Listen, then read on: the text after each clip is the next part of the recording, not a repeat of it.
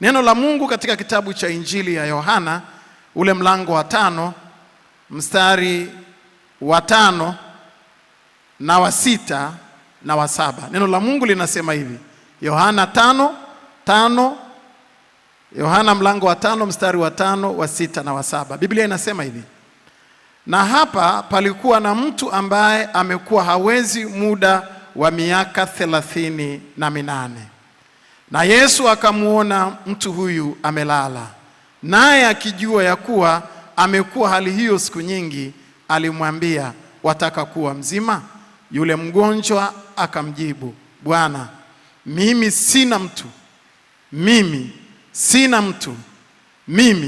sina mtu wa kunitia birikani maji yanapotibuliwa, ila wakati ninapokuja mimi, mtu mwingine hushuka mbele yangu. Yesu akamwambia, simama, jitwike godoro lako uende. Yule mtu akawa mzima tangu saa ile, akajitwisha godoro akaenda. Macho ubaoni. Kukosa mtu wa kiroho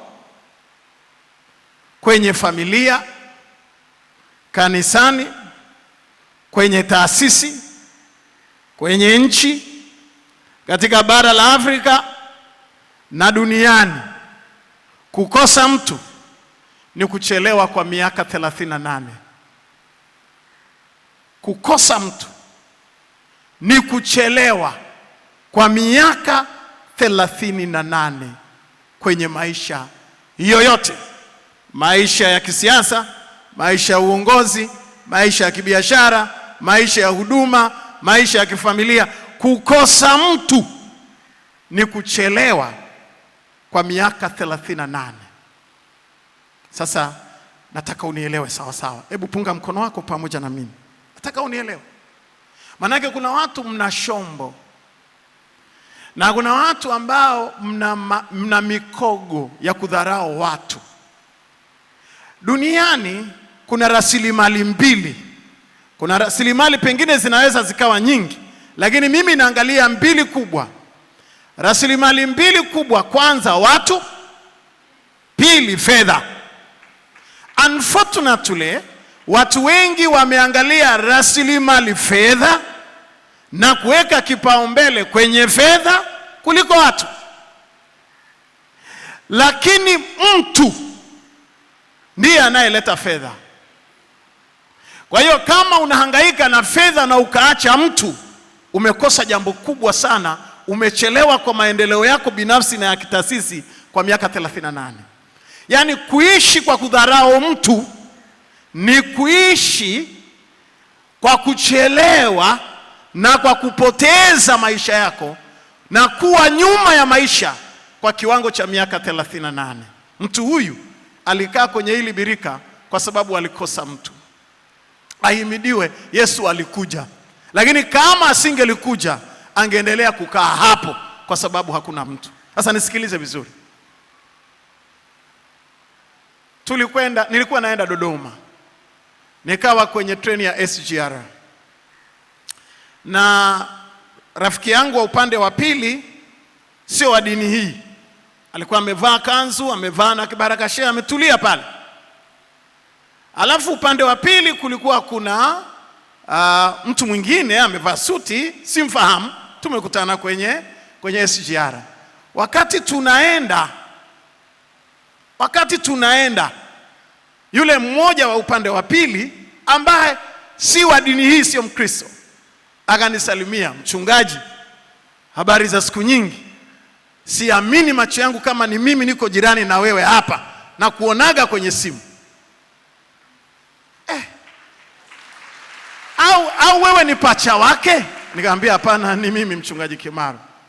Na yule wa pili tukazungumza sana na yule jamaa, tukazungumza mambo mengi kadha wa kadha. Lakini mimi nikamuuliza, unaenda Dodoma, unakaa Dodoma, unajua kwenye story na treni safari ndefu. Akaniambia mimi ninaenda Dodoma lakini kikazi, niko ofisi ya mwanasheria mkuu wa serikali na dili na hiki na hiki na hiki. Sitaji hiyo idara yake kwa sababu ya usalama na maadili ya kazi. Sasa yule mwingine aliyekuwa jirani yangu aliposikia huyu ni mwanasheria na yuko kwenye sheria ofisi ya mwanasheria mkuu wa serikali, na yeye ana tatizo, anafuata Dodoma kwa miaka zaidi ya 20 hajalipata. Ni mambo ya mirathi, sio mirathi, ni ardhi iliyodhulumiwa, sijui na ardhi iko very potential somewhere na kuna matajiri wameikamia. Kwa hiyo na stop order ya mahakama miaka 20 ilishapita na bado haki haijatendeka. Yule jamaa aliyekuwa jirani yetu sasa amenyamaza kimya muda mrefu, alikuwa anachezea simu, anachati, lakini ilipofika hapo kwa mwanasheria akaweka simu pembeni. Mwishowe akaja kunitambulisha, akaniambia, mchungaji, na mimi nakufahamu. Nikamwambia, nashukuru kwa kunifahamu. Na wewe unaelekea Dodoma? Ndio, naelekea Dodoma bwana mchungaji, na matatizo. Sasa anaongelea kwenye sikio langu, yuko upande hapa. Yaani unajua zile siti za Royal ziko mbili. Kwa hiyo mimi niko na yule rafiki yangu ambaye tumeshajuana. Sasa yeye yuko ngambo ya pili hapa, pana corridor. Kwa hiyo katoka kwenye corridor chake kaja kukaa na mimi pale hivi. Ananiambia, bwana, mimi na matatizo na nakujua. Akanieleza tatizo lake na hiki na hiki na hiki. Nikamsikiliza. Mwisho akaniambia, huyo jamaa si nimesikia kama Sasa na yule ananisikiliza tunavyoongea. Nikamwambia, bwana, hii habari imeisha hapa kwenye treni. Yule jamaa akamwambia, kwa nini? Akamwambia, hebu sogea hapa, hebu nieleze. Akamweleza kidogo. Akamwambia, mchungaji, mimi naomba unikabidhi huyu mtu, lakini niombee. Kwa hiyo mimi nikawaombea kwenye gari, ni kwenye treni, nikamaliza, nikamwambia, namba zangu ni hizi hapa, mkifika. Akaniambia, mchungaji, na za kwako hatuzihitaji, tunakupa za kwetu. Za kwako ziko duniani kila mahali, tunaweza kukupata na tunazo. Yule jamaa alikuwa amecheleweshewa haki yake kwa zaidi ya miaka 20. Aliipata kabla ya saa 3 asubuhi. Yaani sijui kama kuna watu hayo makofi hayatoshi. Pigie Jehova vigelegele vya shangwe. Haleluya. Baadaye wakanirudia. Akaniambia, mchungaji, nashukuru. Yule jamaa ambaye si wa dini hii anasema, nashukuru sana mchungaji Kimaro, nimejisikia fahari kubwa kweli kufanya jambo ambalo umenielekeza na nimelifanya. Naona nimepata pepo. Yeye mwenyewe anasema amepata pepo. Na yule mwingine akanambia, mchungaji, sijui hata nizungumze nini. Yaani sina hata maelezo. Habari ikaisha. Sasa nisikilize vizuri. Tunapoteza watu.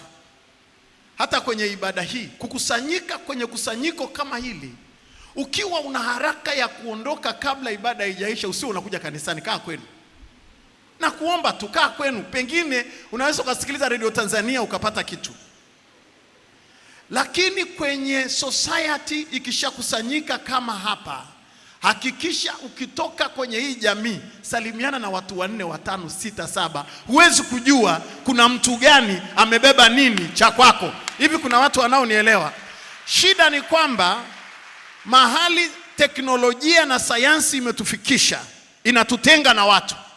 Hata mkiwa sebuleni hampigi story. Ni kila mtu ana simu yake. Mkikutana ofisini, kila mtu ana simu yake. Mkiwa kwenye SGR, kwenye mabasi, kwenye ndege, kila mtu ana simu yake, ana ulimwengu wake. Huku ni kupoteza miaka 38 ya maendeleo katika maisha ya mtu kwa kujuana na watu. Sisi kama watu wamenielewa sawa sawa. Sema hiyo ni moja. Sayansi na teknolojia vinatuondolea watu ambao tungeweza kuwa nao. Jambo la pili.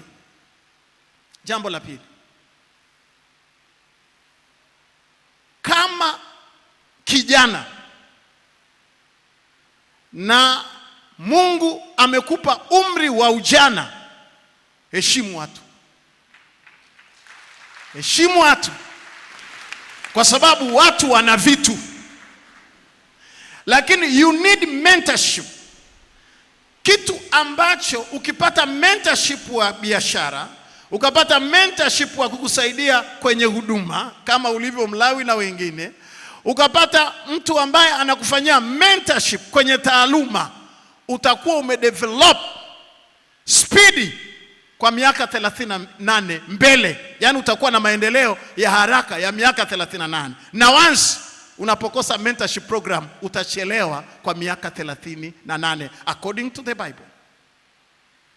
Okay. Ukiwa umeshikwa mkono na mtu na ukatoka kwenye ile mikono ya mtu kwa hasira, kwa chuki, kwa majigambo, kwa usaliti, ukatoka kwenye mikono ya mtu aliyekuwa amekushika, hata kama unaonekana ni star, umerudi nyuma kwa miaka 38.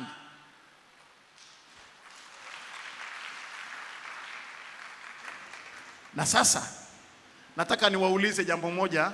Tuko kwenye kipindi cha World Cup, si ndio? Mimi si mchezaji wa mpira, mwanangu ndiye ananifundisha kidogo sasa hivi. Lakini nataka kuuliza, tunazo timu nyingi, lakini watakaochukua kombe la dunia ni timu yenye mtu. Nataka unitajie mtu unayemjua kwenye timu mojawapo. Naam? Hebu tuanze eti. Mbappe, Messi, Ronaldo. Angalau 4, si ndio? Angalau yule Mbappe mimi namuonaga akicheza mpira, ni Mwafrika anayeishi Ufaransa bila shaka. Na mimi namfananishaga na Matayo, kama mdogo wake Matayo. Matayo aenda kadai hela huko, pengine ndugu yake afuatilie vizuri. Lakini hizi timu zina mabilionea nyuma, lakini kwa sababu kuna mtu. Kwa hiyo usidharau mtu. Kwa nini Afrika tunarudi nyuma badala ya kwenda mbele? Ni kwa sababu spirit ya Kiafrika mara nyingi inaua watu, inatafuta fedha. Inaua magenius wenye akili, wanauawa kifikra, wanauawa kisaikolojia, wanauawa kwa namna yoyote ile. Na taasisi ikimuua mtu mmoja mwenye akili imerudi nyuma kwa miaka 38. Mwisho, revenue authorities, mamlaka za mapato za nchi zote duniani, endapo watakuwa na falsafa ya kuchuma rasilimali fedha kwa kodi peke yake na kutafuta kodi peke yake kwa wafanyabiashara, kwa wafanyakazi, pay as you earn na nyinginezo, revenue authorities zote duniani zikifocus kukusanya rasilimali fedha peke yake bila kutengeneza watu na kuheshimu watu watakao kuwa walipa kodi wakubwa wakatengenezwa, hizo revenue authorities zinarudisha nchi zao nyuma kwa miaka 38. Watakuwa wanarudi nyuma wakikusanya hivyo vikodi, wakienda kutengeneza zahanati na barabara, wakaenda wakatengeneza sijui kitu gani, lakini wasitumie nafasi ya kutengeneza watu ili pawe na mtu. Uwe na hakika hizo revenue authority zinatengeneza umaskini na kurudisha nchi husika nyuma kwa miaka 38.